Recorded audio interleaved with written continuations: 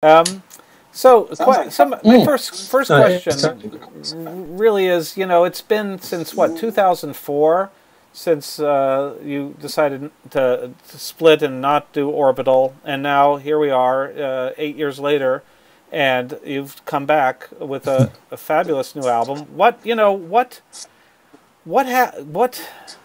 the ensuing what happened. well, not just what happened, but more philosophically, as you came back into the process and started again, was it like, to put it sort of crassly, was it like riding a bike? Did you just fall back into it? Was it, did new things come into play for you? Tell me. It started really well. It started with the big, obviously we went off and did our own thing, but it started with the big Chill Festival asking us to do a reunion gig, probably about 3 years ago now, and that's where it first started. And so me and my brother got together and said, well, how about it? And we were really both thought, yeah, that might be fun, but at the time we were a bit cynical. Actually, we were thinking, well, really, we've written no Orbital music together. It's like, so we've only got our history to go out there and play like a reunion sort of best of tour. Really, well, it's only a gig, and the warmth and the welcome and the love that we got back from the people was so mind blowing. And then other festivals wanted us, and that sort of turned into like there was no grand plan at that initial point to go, right, and then we can do an album and then we'll get back together. There was no plan to get back together. It was only purely getting back together for the reunion gig, and which is what we did. And then that just snowballed and escalated until we were about a year and a half down the line, and we getting to know each other properly again, and having fun playing live. And we came to a point where, well, we either really got to stop this now properly, or we choose to continue and go into the studio and write some new music, and then we've got, then we can go out and play live again. Basically, have a little sabbatical of writing some more music to go and play live, which is what we did. And it was but it was all very, very slowly, sort of pigeon steps, and then we found ourselves, like I say, after about a year and a half, thinking, well, we can't really be doing this anymore, playing all our old tracks. And so that's how the album sort of was born, really. And we got in the studio, and we really, really wanted to keep everything, on a positive note. I suppose we were scared a bit with the dark cloud that once we left, So it was, it was fun. It was really good fun. Was the breakup? What caused the breakup originally? Was it just differences? It was really loads of not differences. It was just that we lost direction, and we lost enthusiasm working together, and we were like the last album. There's like about 3 tracks that I'm happy with, and like the rest of them I wasn't too pleased with, and same with Paul. And when you start producing music and you're putting it on a record that you're not happy with, I think it's time to have a word with yourself. So basically we did. And there were lots of other reasons, like we're in different headspaces at that time. Lots of it all culminated. But basically, the most important thing was that we weren't happy creatively, really, and we felt that we were putting records out that we weren't happy with, and we didn't like, and we just put a stop to that straight away. Do you think it's more difficult to work with a family member than maybe if he weren't a family member? Or, does that actually put an additional layer of stress on it? I think it can work both ways, really. I think it can work both ways. I think sometimes sometimes it can add a bit of tension, and sometimes we can say things to each other where I probably wouldn't say something to another working partner. Because I don't know, sort of pussyfoot around them. Do you know what I mean? A little bit, or whereas me and him can be quite direct and not know where we're coming from, really. So I think it can work both ways, really. I think the resurgence is very exciting. I mean, Orbital is renowned for and legendary for its contributions to the whole electronica dance, the whole movement as it evolved, and do you carry the weight of that legend? Is that, always present when you're working? You know what I mean? No. I just feel happy. I just feel very, very happy. Actually, the way everything's gone. Really, you know, I can't sort of give myself that medal. Do you know what I mean? That's for other people, and that's fine. You know, I totally accept the medal, but I don't wear it, if you know what I mean. If that makes sense. That makes perfect sense. Sort of, you know, so because if I, yeah. So you know, I'm glad. I'm very happy that people say that. You know, it's because it perpetuates my career a bit more. So that's, you know, so it's good. No, but Randy, we just do our own thing. Do you know what I mean? And that's all we can do. That's the thing. You know, that we can only try and express ourselves musically and do what we're doing. You know, that's where if we're not happy in the studio, shit music comes out. Do you know what I mean? And that's why we stopped. You know, and so we're emotional beings, and we can't get beyond that. I can't just sort of logically go, right, we're in a great position, let's make some music. It doesn't work for us like that. Do you know what I mean? I don't know whether it works for other people that way, but it doesn't work for us. And if we're not feeling it emotionally, it's just not working. You know, so that's you know. And clearly it's working. I mean, the one song that I really love, and I'll probably get the name wrong, but I try not to, is Never. Have I got that right? That was one of the videos as well. I just love that song. Yeah, I just love that the whole. Yeah, I love it. It's beautiful, and it's just so compelling, and the video with that is so antithetical to the music, so to speak, because it. Yeah. You know what I mean? It's just sort of a different kind of a. I do. Yeah. But the whole package works in a very soothing way. It's almost like a tonic. I don't know. Yes. Well, it is. It's like a little. It's like a, you know. I do think sometimes it's best listened, like Orbital. Sometimes best listened on the car journey. Do you know what I mean? Where you're actually sitting inside some speakers, you know, and you're on a long journey, you know, and that's where that you know that we know these young video artists that want to, you know, sort of promote themselves, and so and that was our giveaway thing at the beginning, and we said, yeah, you know, and they came up. You know, well, they hit us with the idea, but it's not that it's that's the sort of idea that we you know, and it's perfect, yeah, and it worked really well. So yeah, so that turned out well, that one. I like that one. Should come with a caution: don't drive this fast on the streets of London, because you know somebody will get hit by the car. And speaking of getting hit by the car. Just there's a segue for you. You know, the Wonky video. Well, that's a dark little creation. Oh, I like it. Yeah, nice link. Yeah, that turned out really well, because we had problems getting Lady Leisha. She had management problems or whatever. I don't know what it was, but we had problems connecting with her.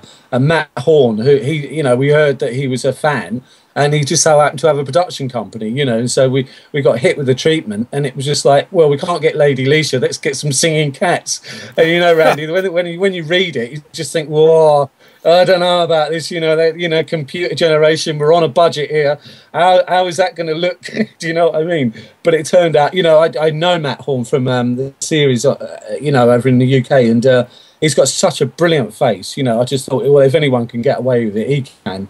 And, you know, and with it being his video company as well, you know, I had faith that they weren't going to do anything that was going to make them look stupid, really. So... And they did a fine job. It was just such a funny video. It is. My brother actually found that T-shirt. You know when he hangs it, opens out the washing machine, and he's got like all the cats on it. My brother tracked it down. He found out where they got it and bought it off of eBay. £8 bargain. So front and back print.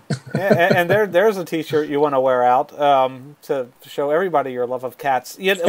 What was interesting about it was when the cats started singing, I actually laughed, very, very much so, quite out loud. But then as it continued, it started to just feel more and more sinister and just sort of got disturbing. And it's interesting the way it makes that transgression from the funny to kind of disturbing. And of course, that ending was both kind of funny, and I don't want to spoil it for people who haven't seen it, but I was just like, oh, goodness, that was...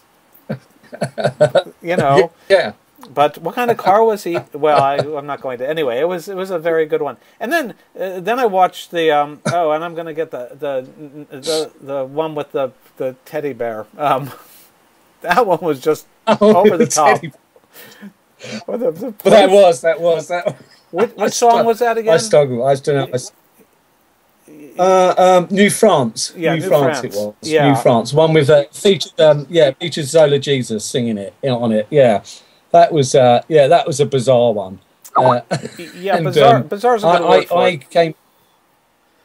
Yeah, it was a bizarre one. I mean, it's a wonderful thing in this job is that you do get other creatives and genuinely, have a vision.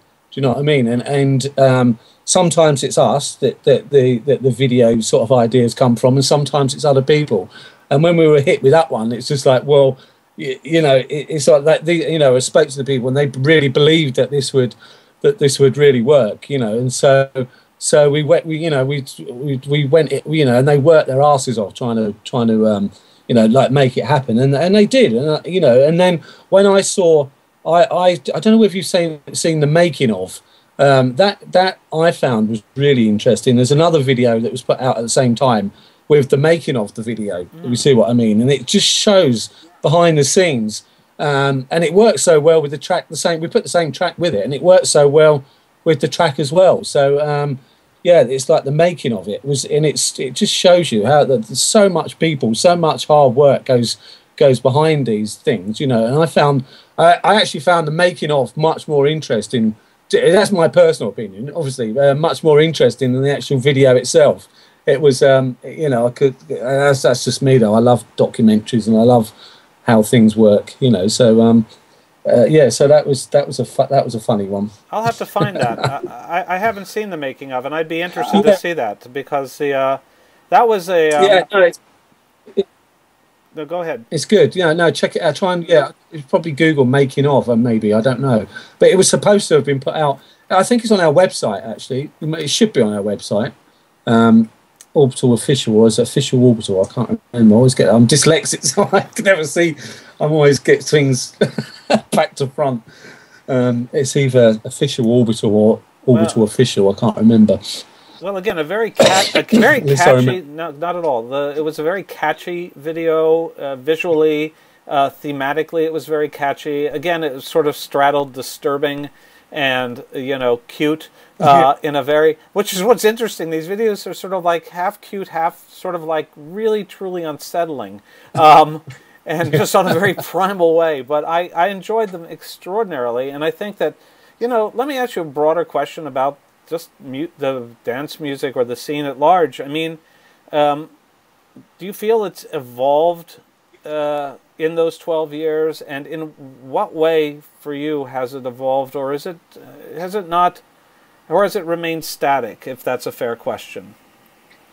I got an analogy of an electronic tree with it sort of roots in the 60s and then brightening the trunk coming up through the 70s, and then through the 80s it starts branching out. In the late 80s, early 80s it starts getting its branches, and then late 80s, early 90s, then we get the branches. We get the American branches coming in with the Chicago house and the Detroit techno. Definitely two branches off there, and then it's just sort of growing. High energy. Actually, we've got a lot of high energy. Is really in the trunk. I used to go to a lot of gay discos actually just for the music. Because it was, you couldn't get, because the sound of the synthesizer that I absolutely loved. And you got Bobby O and Divine and people like that during the 80s.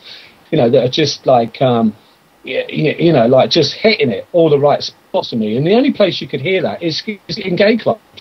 Very progressive, in my opinion. And so I used to go to a lot of gay clubs, and that was in the early 80s, coming up to the 90s. And now you got the techno, you got the house music, then you've got then we branched off, and then we got sort of, what did we get after that? Sort of happy hardcore. We got happy hardcore like jungle, drum and bass. Then we got the dubsteps, all coming off. So I just see it like a big sort of tree, really. So a growing tree, and now it's sort of a bit of a weeping willow, where it's sort of going back now, where we've had if there's like these young like kids in their 20s, you know, like sort of making music now that's very, very much like Detroit techno. Do you know what I mean? But they were like one when it first came out, you know. So you know, they may be, but they're still doing it in still definitely a different branch. You know, they're not just copying it; they're copying, obviously, with all their influences that they grew up with. You know, so it's really, you know, that's the way I sort of see it, and I love it all, really.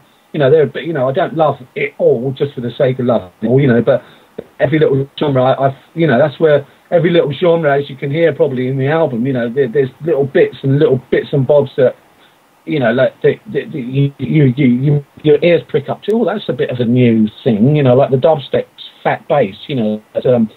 For instance, is a good example where we sort of remixed the track Satan, sort of developing that live because of the way we play live.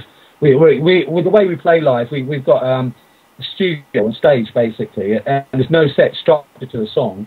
It's all broken down into individual parts, and so we're improvising the structure of the song. You know, MIDI messages are going out to our synthesizers. We can alter the sounds of our synths, you know, and then that's all going into our mixing desk, and then from the mixing desk we've got the levels and the effects that you can add, and so we're vibing off the energy and the people that are in the room. And so it's like this big, and improvising with the structure of the song. So Satan was developing live, and we sort of half-tempoed it for just sparkling it up live, things that we do on the road and stuff. And then we with this album, we went out DJing a lot of stuff first. And with the Satan thing, we wanted to get a recording of what we've been doing live.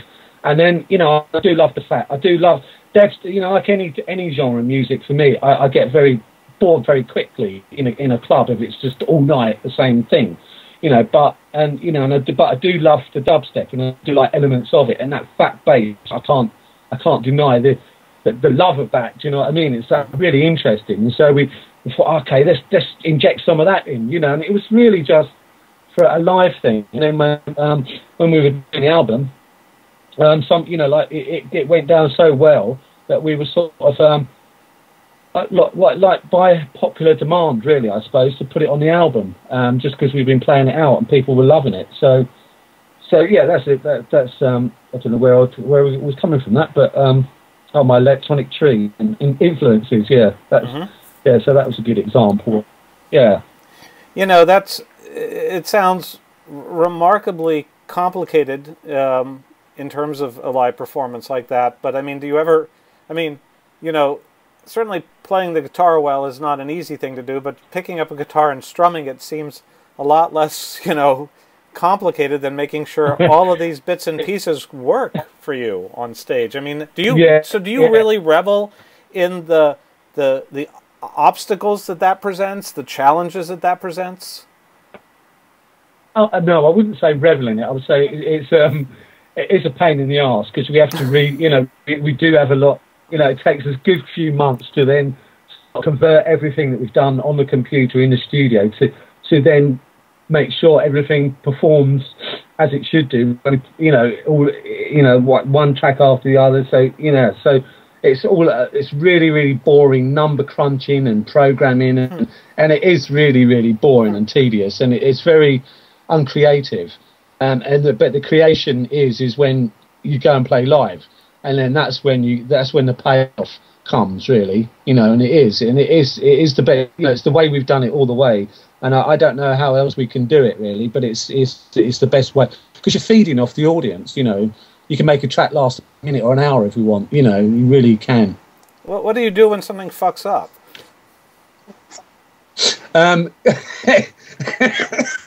Which it has done. Recently, because we're using fucking iPads now. It was an idea. It was an idea that my brother wanted to introduce the iPads just as purely as remote buttons, because it can see, because we've had to have programmers in or do all sorts. So we've got like 3 iPads all in a row running this. They just see what's on your computer, really, and they are just buttons. So it's not actually doing anything, but they get sticky. And things do, you know, within that world, things do mess up, and they have done on this tour, more so than any other tour since we used to use our sequencers. So, well, you either have to. There's a couple of times where we've had to actually stop and just like go, look, really sorry, Really, really sorry. Hopefully, you know, within about a minute, you're back on track. Yeah. So it is a pain in the arse sometimes, but hopefully, that is not the norm. So you just risk it. Sure, you have to go clean. It's very nervy. Excuse me, audience. We have to clean our screens. You know, we have to get the soda, the soda stickiness off the screens. No, are you using the new iPad, or still are you on iPads 2, or have you upgraded to? It doesn't. We're using number 2s because we couldn't find any. But number 1s would have worked fine because they are just buttons. You know, they don't actually.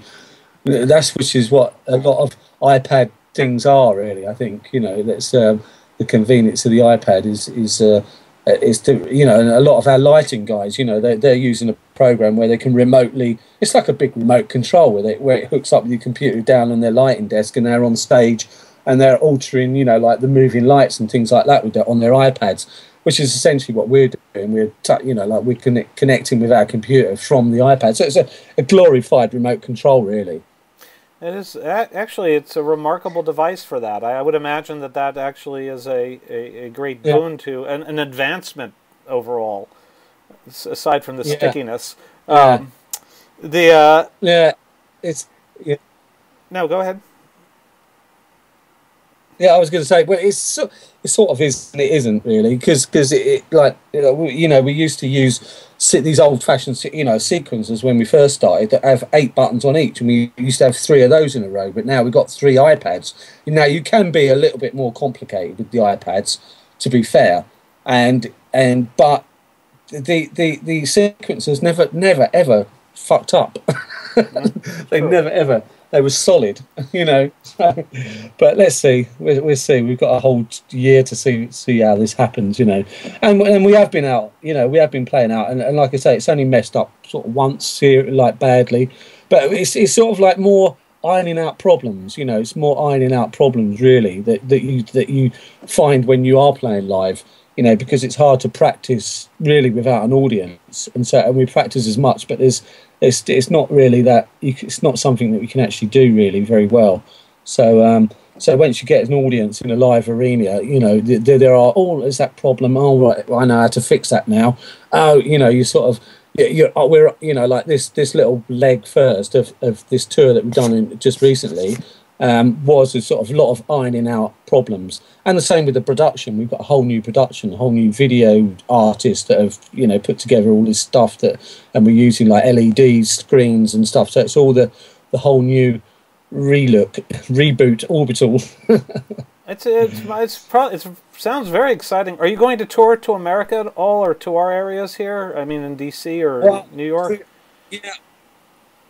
They want to, you know, really hoping to. I mean, I've got our agent's working on it now. I mean, we definitely are working on it. You know, really would love to come over there. We love it over there, you know. And so, you know, fingers crossed. I know there's a block earmarked between me and you, really. But there's a block earmarked in the fall for America, but whether that's going to happen or not, I'm not too sure. But if it won't, it'll be early next year. I'm hoping, you know. It's just it's a big machine to come over there, really. But even so, I'm waiting. That's what I mean. You know, in the next couple of weeks, hopefully we should know a bit better, really. So, what do you listen to when you want to kick back? I'd love to. And when you kick back and listen to music, what do you like to listen to? Well, a majority of my time is taken up. If I'm not doing this, I'm DJing. So a lot of it is still stuck. I've still got my head stuck in that world. Really, there's not. I don't diversify. Well, I don't know. You know, okay, I might go to a bit of Neil Young, the Carpenters, or something like that for the complete opposite end of the spectrum. Do you know what I mean? And sort of you know, a bit of ABBA now and again, or, you know, whatever you like. You know, there's sort of a bit of George Clinton, a bit of funk, you know, sort of just anything like that. Do you know what I mean? But mostly, it's my time is sort of searching for electronic records and you know, stuff that I want to play out, and or I'm making music. Yes, but yeah, there was a few names there mentioned that I do sort of. It's nice when somebody else comes round and picks something. Do you know what I mean? to relax to.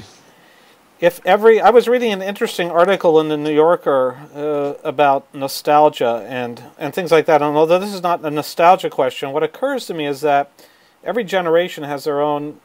Every generation, every century, really, has their own style of music or instrumentation or whatnot. I mean, obviously, electronica couldn't have existed in the 19th century. Is electronica, or is electronic music, in a sense, is that the music of our time? Is that the, even though we add, I guess what I should say is we add layers of, all the instruments that exist continue to exist, but yet we add new styles, new ways, if you know what I mean. Is this the music of our time? Is this does that make sense to you, what I'm asking? I mean, yeah, I think I would say it's an interesting question. I would say the sound. Obviously, it's the sound of the synthesizer. I mean, obviously the synthesizer got a bad reputation when it tried to emulate real instruments. It's like, forget about that. You're an instrument of your own. Do you know what I mean? You can make all these squelchy, lovely, fat, wonderful electronic sounds. That's where the synthesizer's at. Regarding music, the actual music development. I mean, it's funny. Throughout history, like a lot of composers, were shocking, weren't they? It was, which is hard to understand. A lot of traditional. Mozart, it was like, oh my God, what has he done? Do you know what I mean? It's hard to understand from our perspective nowadays. But like some of the things that he wrote were considered as outrageous. It's like, well, I don't get that. Obviously because we're not from that. But so I don't know. Because we are on it. Pop music itself and even pop culture really. Where did it start? Really, it's just sort of like the rock and roll. Rock and roll was the real first, as far as I know, really was the first sort of subculture as well that followed a music. With the Teddy Boys over here, particularly. I mean, a lot of it is American born.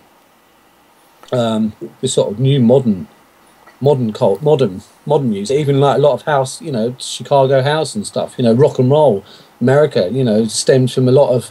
It's got its roots in black music, blues, so really, so it's and a lot of house music come from the black population, and from America. So it's I don't know, then the English seem to get a hold of it and then bastardize it and then sell it back to the Americans, sort of twist it around and sort of like make our own versions, and then but because of the geographical size of the UK, it's just a breeding ground for subcultures, like punk, anything throughout the modern pop culture, really.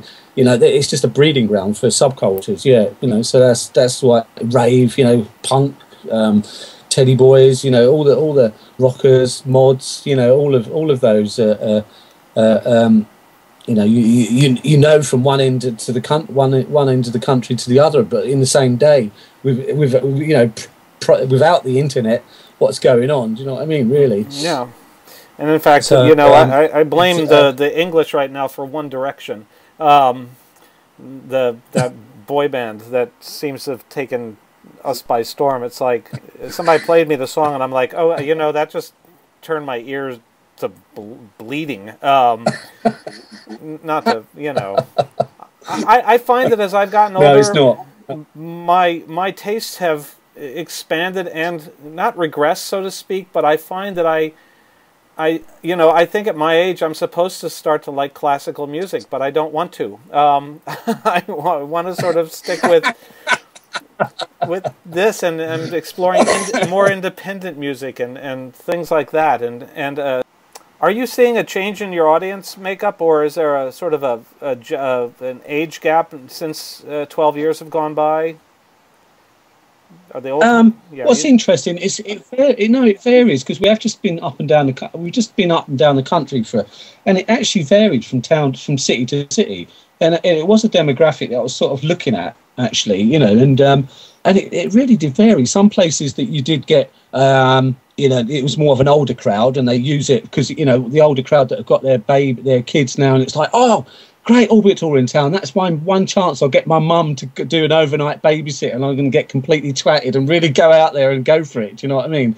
So we're a bit of an excuse for the new mums and dads, you know, that come out. But also juxtaposed with that, we've got the people like me. I've got like 24-year-old, 27-year-olds, and that, you know, that you've got the older people that bring their 24, you know, bring the younger group in, but they're the grown-up kids, you know. So, and then you've got the people, the sort of 20s that are just been turned on to you, and come and see you from, because that's what they want to do. So it's a real mixture. It's a real, you know, it does. But we've always sort of tended to have a bit of a mixed crowd, really, age-wise. It's always tended to be more of a festival crowd, well, a UK festival crowd, which does range from sort of 1 to 100, you know, really.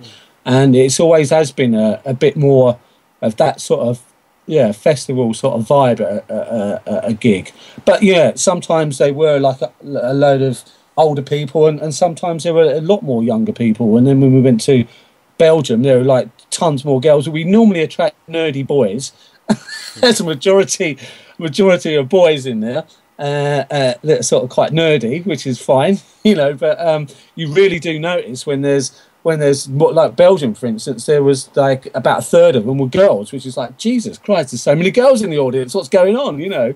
And Holland as well, there are a lot more girls in the audience. So it's really quite interesting, like seeing that. And what I've started doing now is trying to take pictures of the audience from the front, you know, putting them on Facebook, because people love tagging themselves and that, you know.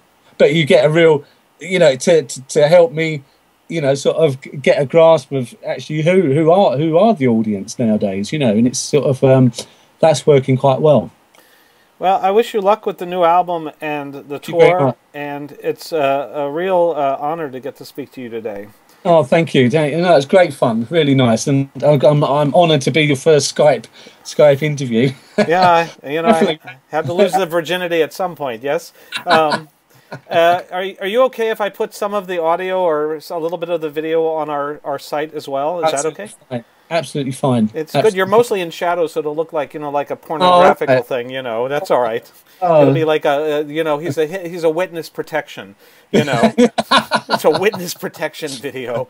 His voice has been altered. Yeah, we'll alter it. Actually, what we'll do is we're gonna just digitally put the teddy bear thing on your face and just have that be your face. That is one creepy. I'll tell you, that is a bear that I don't know that I'd want in my. If I had a child, I don't know I'd want that bear in my child's room. No, me neither. No, I wouldn't. It's just kind of but they're all wonderful, and I want to encourage people to see them and to get the album, and it's brilliant. And I hope you come to DC. If you come to DC, I absolutely would love to meet you and see you. Yeah, definitely. I mean, obviously, Susie, you know, Susie will let you know if we do, and we'd definitely like to meet in person. That'd be great. You won't reckon you just see this black face. At least you can't see my wrinkles there. No. How old are you? Will you say? I'm 48. You're 48. So you're looking fine for 48 and all the black. So that's can't good. See me. Can't see you. I think does actually, you know, does touring get a little bit of a grind, you know, as you get older, or is it always a grind? No, it's fine. Absolutely fine. I love it. No, it's good. It's good.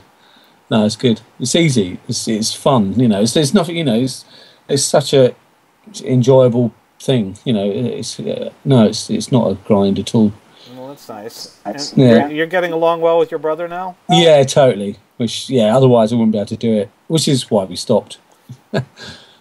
So that's good. Brilliant. I think that it's a benefit to us all that Orbital is back. So great. Thanks. Have a great day or evening over there, rather. Yeah. Thank you. I'll talk to you again soon.